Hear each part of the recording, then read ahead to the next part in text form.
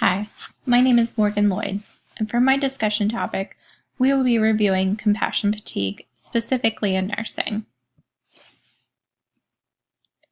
For learning objectives, at the end of the presentation, the learner will be able to do the following: define compassion fatigue, identify the impact of compassion fatigue on nursing practice, identify the impact of compassion fatigue on healthcare, identify the impact of compassion fatigue on the community, and also the learner will be able to identify preventative strategies against compassion fatigue. Compassion fatigue has been defined as a state of physical or psychological distress in caregivers, which occurs as a result of an ongoing and snowballing process in a demanding relationship with needy individuals. Compassion fatigue was first used in the early 90s as a loss of compassion in result to repeated exposure to suffering during work.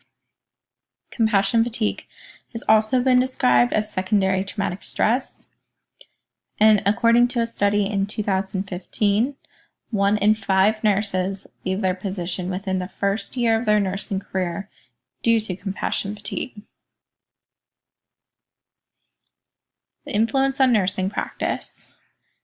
The influence of compassion fatigue on nursing practice includes negative coping behaviors such as alcohol and drug abuse, reduced ability to feel sympathy and empathy, decreased satisfaction with work, and there is an increased risk for compassion fatigue in nurses who find themselves skipping breaks, working extra shifts, and coming into work on their days off.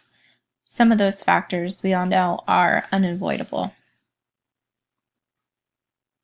The impact on healthcare. The impact of compassion fatigue on healthcare can include a decrease in productivity. The decrease in productivity can occur because there can be impaired ability to make decisions and to care for patients and clients. There's also increased costs for healthcare institutions.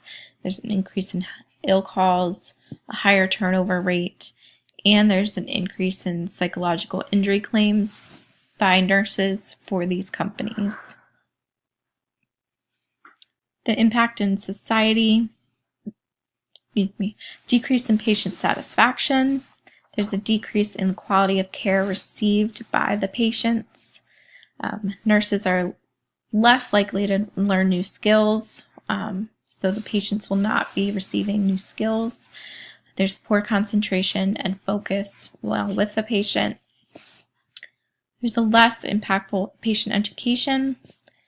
There's also increased wait times for the patients with less staff. There's increased ill calls and the increased turnover rate. In conclusion, nurses are the largest group of healthcare workers with 3.1 million registered nurses in the United States. Compassion fatigue can become very costly with dissatisfaction among caregivers, causing a decrease in productivity and an increase in job turnovers. It's important for nurses to find a strong sense of self. It's also important for nurses to find a healthy work-life balance and to develop a personal plan early before compassion fatigue starts to set in. It's important for nurses to become knowledgeable about compassion fatigue and the signs and symptoms to have some strategies in place for themselves when they feel as if they might be starting to develop compassion fatigue. It was my presentation on compassion fatigue. References are here on this page, and there's also a cute little joke. It says, "Frank just up and exploded. I hope to never get that burnout." Thank you.